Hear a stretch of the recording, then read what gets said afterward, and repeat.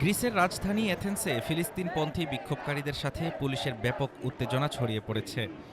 একটি আর্ট গ্যালারিতে ককটেল হামলার প্রতিবাদে রাস্তায় নেমেছেন শত শত মানুষ।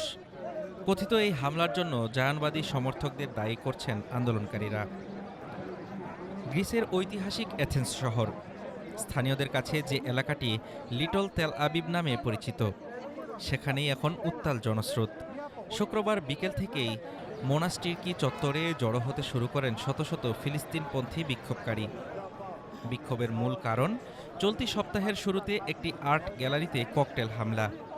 ওই গ্যালারিটিতে জায়নবাদ বিরোধী বিভিন্ন স্লোগান ও শিল্পকর্ম প্রদর্শিতও হচ্ছিল। আন্দোলনকারীদের দাবি, যারা ফিলিস্তিন দখলের বিরুদ্ধে কথা বলছে তাদের কণ্ঠরোধ করতেই এই হামলা চালানো হয়েছে। একজন বিক্ষোভকারী জানান, আমরা ফিলিস্তিনপন্থী প্রতিষ্ঠান এবং সাধারণ মানুষের উপর এই নিয়মিত হামলার প্রতিবাদ করছি।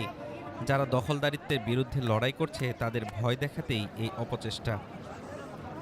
র্যালিতে ফিলিস্তিনি শরণার্থীদের উপস্থিতিও ছিল চোখে পড়ার মতো।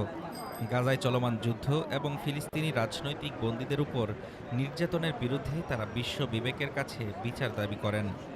বর্তমানে ওই আর্ট গ্যালারিটি বন্ধ রাখা হয়েছে এবং তদন্ত শুরু করেছে স্থানীয় কর্তৃপক্ষ।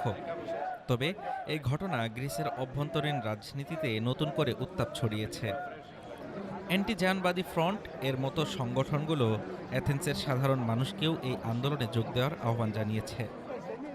ফিলিস্তিন ইস্যুকে কেন্দ্র করে এথেন্সের রাজপথ এখন বিভক্ত। একদিকে চলছে তদন্ত, অন্যদিকে বাড়ছে ক্ষোভ। হাফিজুর রহমান তুষার, ঢাকা টুডে।